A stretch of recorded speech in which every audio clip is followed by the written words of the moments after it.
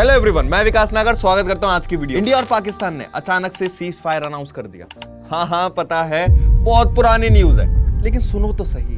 हाँ, वही पाकिस्तान जिसके साथ हमें लगता था कि अब तो फाइनल शोडाउन होगा, और एक दिन अचानक से शांति का व्हाइट फ्लैग लहराने लगता है। मैं भी उदास हुआ था, और सीन में एंट्री होती है डोनाल्ड ट्रंप की। हाँ, वही अमेरिका के प्रेसिडेंट ट्रंप साहब, जिन्हें लगता है दुनिया की हर प्रॉब्लम का सॉल्यूशन उनके पास है। उन्होंने प्राउडली बोला, मैंने दोनों कंट्रीज के बीच में मेडिएशन किया है और दोनों को कॉमन सेंस और ग्रेट इंटेलिजेंस के लिए कांग्रेचुलेट करता हूं। मतलब उनकी लैंग्वेज इतनी डिप्लोमेटिक थी कि लोग कंफ्यूज हो गए, ये तारीफ है या ताना।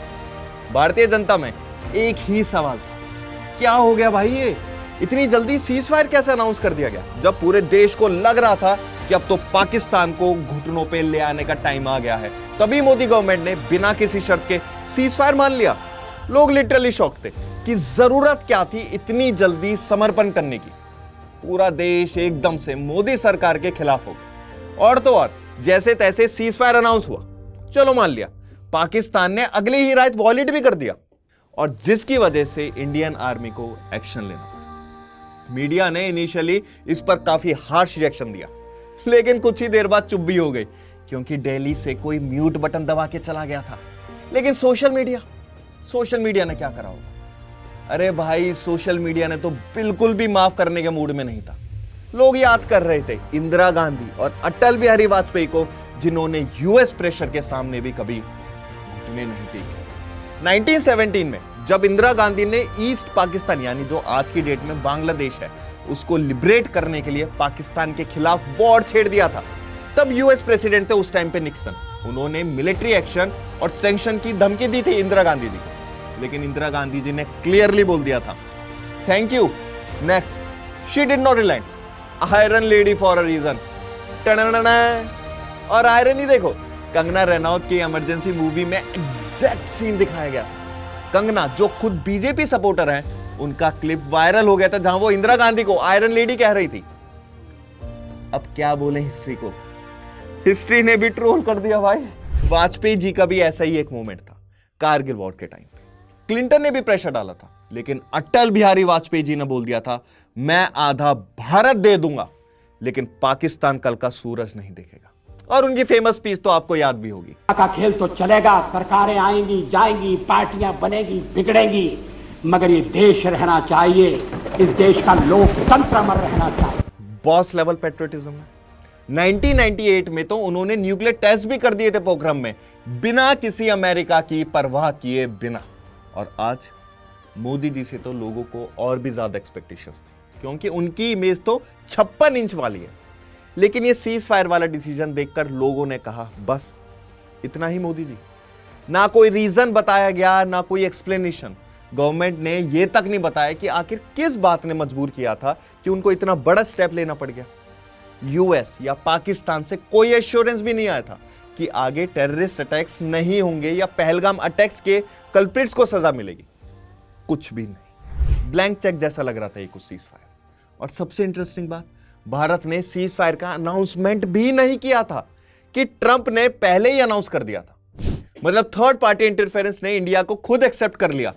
अरे भाई, हम तो हमेशा कहते थे Kashmir is India's internal matter. तो अब क्या बदल गया? तो एक बार आज कंपेयर करते हैं हम लोग तीन मेजर पावर्स, यानी तीन उन प्राइम मिनिस्टर्स को जिन्होंने पॉलिटिक्स में थोड़ा हलचल मचा दिया था। पहली इंदिरा गांधी जी, दूसरे अटल बिहारी वाजपेयी, और none other than third Shri Narendra Modi ji. सोचो सर, एक ही देश, तीन अलग अलग नेता, तीन अलग अलग आइडियोलॉजीज। एक तरफ इंदिरा गांधी जी, जिनकी आंखों में लोहा था, दूसरी तरफ अटल बिहारी वाजपेयी, जो पॉलिटिक्स में भी पोइट्री ले आए, और तीसरी तरफ नरेंद्र मोदी जी, जिन्होंने पॉलिटिक्स को पिच बना दिया और खुद को एक ब्रांड। तीनों प्राइम मिनिस्टर बने, लेकिन उनकी जर्नीज और लीडरशिप स्टाइल इतनी अलग थी, जैसे इंडिया की थाली में पराठा, बिरयानी और सलाद आ गए। बुरा मत माना, है वो जस्ट किडिंग। इंदिरा गांधी जी की कहानी शुरू होती है एक पॉलिटिकल लेगेसी से। जवाहरलाल नेहरू की बेटी थी तो नेचुरली पॉलिटिक्स तो डीएनए में था। लेकिन जब 1966 में उन्होंने प्राइम मिनिस्टर की कुर्सी संभाली, लोगों ने कहा ये तो गूंगी गुड़िया है। बेसिकली ये समझा गया कि वो बस और सिर्फ नाम के लीडर होंगे। पर भाई ये गूंगी गुड़िया तो कुछ ही टाइम में शेरनी बन गई। उन्होंने प्रूफ किया कि पावर कैसे हैंडल की जाती है, चाहे 1971 का बांग्लादेश वॉर हो या कांग्रेस पार्टी के अंदर का रेबेलियन। लेकिन उनका बोल्डनेस कभी कभी डेमोक्रेसी के लिए डेंजरस भी हो गया। जब उन्होंने 1975 में इमरजेंसी लगाई, प्रेस को सेंसर कर दिया, ऑपोजिशन लीडर्स को जेल भेज दिया और पूरे सिस्टम को रिमोट से कंट्रोल करने लगे, तब देश को समझ आया कि आयरन लेडी का मतलब क्या होता है और इसके ऊपर भारत को क्या प्राइस पे करना है। अब थोड़ा स्विच करते हैं अटल बिहारी वाजपेयी जी पर। एक ऐसे नेता जिनकी स्पीच में शायरी थी और पॉलिटिक्स में संस्कार, संघ से निकलकर जनसंघ बनाया, बाद में बीजेपी को मॉडर्न शेप भी दी। उनका स्टाइल इंदिरा गांधी से बिल्कुल अपोजिट था, क्योंकि अटल बिहारी वाजपेयी जी थोड़े से काम थे, थॉटफुल थे और डेमोक्रेटिक वैल्यूज के साथ रूटेड भी थे। 1998 में प्राइम मिनिस्टर बने और सबसे पहले दुनिया को बता दिया कि इंडिया न्यूक्लियर पावर है और पोखरम टेस्ट भी कर डाले बिना किसी वार्निंग के।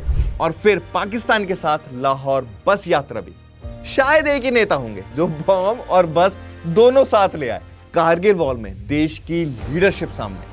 लेकिन उनका अंदाज एग्रेशन वाला नहीं, उनका विजन वाला। इंफ्रास्ट्रक्चर के लेवल पे उन्होंने golden quadrilateral highway project start किया, जिसने देश की सड़कों का नक्शा ही बदल दिया। लेकिन कोएलिशन पॉलिटिक्स ने कभी उन्हें फुल फ्रीडम नहीं, कभी 13 दिन की सरकार तो कभी 13 महीने की सरकार, और फाइनली 5 साल उन्होंने पेशेंस और डिग्निटी के साथ पॉलिटिक्स को एक नया स्टैंडर्ड। और फिर स्टेज पर एंट्री होती है हमारे तीसरे प्राइम मिनिस्टर की, जिनकी हम बात करने वाले हैं, श्री नरेंद्र मोदी जी, जिनकी एंट्री ही थोड़ी सी सिनेमैटिक सी लगती है। गुजरात के चीफ मिनिस्टर से लेकर प्राइम मिनिस्टर बनने तक की जर्नी एक पॉलिटिकल हल्का सा रोलर कोस्टर थी। 2014 में जब मोदी वेव आया तो सिर्फ कांग्रेस ही नहीं, पूरा ट्रेडिशनल पॉलिटिक्स हिल गया था, क्योंकि अब सरकार में, अब पॉलिटिक्स में थोड़ी सी हलचल मचने वाली थी। Marketing, social media, rallies, slogans, सब कुछ एक ब्लॉकबस्टर कैंपेन जैसा था।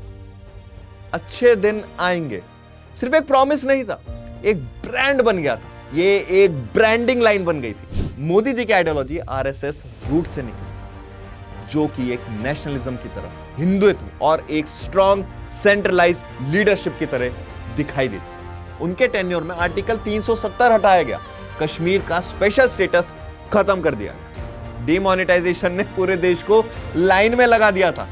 हाँ यार, मुझे भी याद है वो टाइम, और वो 12 बजे जब उन्होंने बोला था आज 12 बजे से नोट बंद होते हैं। चलो आगे बढ़ते हैं। एटीएम के बाहर लोग और ट्विटर पे ट्रोल्स एक साथ एक्टिव हो गए थे, पर कोविड आया, लॉकडाउन, डिजिटल इंडिया का पुश मिला और साथ में प्रोटेस्ट भी हुई, सीएए, एनआरसी और फार्मर्स प्रोटेस्ट। कहीं अप्लॉज तो कहीं बैकलैश। मोदी एरा एक कांस्टेंट मूवमेंट है और अभी सरकार तो अभी चल रही है, बाकी आगे देखेंगे।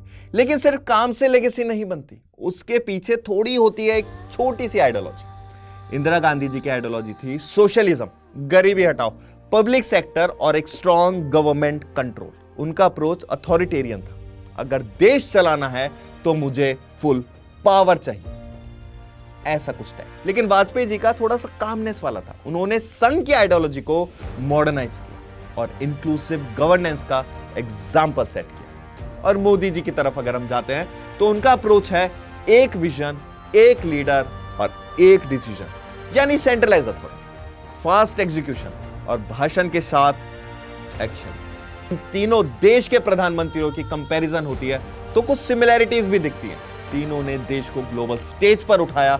इंदिरा गांधी ने 1971 में, वाजपेयी जी ने पोखरम और कारगिल के टाइम पे, और मोदी जी ने G20 और फॉरेन विजिट्स के थे। लेकिन स्टाइल हर किसी का अपना था। इंदिरा गांधी जी डिसीजंस लेती थी और अनाउंस करती थी, फीडबैक की जरूरत नहीं समझती थी। वाजपेयी जी डिसीजन लेने से पहले सबको सुनते थे और मोदी जी पहले अनाउंस करते हैं और फिर सबके सुनते हैं। लेकिन चलो ठीक है, जो भी है। क्रिटिसिज्म भी तीनों को मिला। इंदिरा गांधी पर लगा अथॉरिटेरियनिज्म का इल्जाम इमरजेंसी के लिए, तो आज तक उनकी लेगेसी पर दाग है। वाजपेयी जी पर प्रेशर था एलाइज का सबसे बड़ा, सबसे बैलेंस रहकर भी कभी फुल कंट्रोल नहीं ले पाए। और मोदी जी, भाई उनका तो कल्ट फॉलोइंग है या कल्ट लेवल क्रिटिसिज्म, बीच में कुछ बचा ही नहीं। लोग कहते हैं आजकल या तो भक्त हो या एंटी नेशनल मिडिल। आखिर में बात आती है लेगेसी की। इंदिरा गांधी एक स्ट्रांग और फियरलेस लीडर के रूप में याद की जाती हैं आज भी, लेकिन उनकी अथॉरिटेरियन इमेज उनके बोल्ड डिसीजंस के साथ चिपक गई। वाजपेयी जी, जो लोग डिग्निटी और पॉलिटिकल डिसेंसी के सिंबल के रूप में याद रखते हैं, वो रेयर नेता थे जिनकी ऑपोजिशन वाले भी रिस्पेक्ट करते हैं और आज भी रिस्पेक्ट की जाती है। और मोदी जी, उनकी लेगेसी अभी भी लिखी जा रही है। शायद ऐसे प्राइम मिनिस्टर हैं जिनके बारे में फ्यूचर में लोग या तो भगवान जैसा मानेंगे या फिर बहुत सारे डिबेट्स होंगे। आई होप कुछ अच्छा ही हो।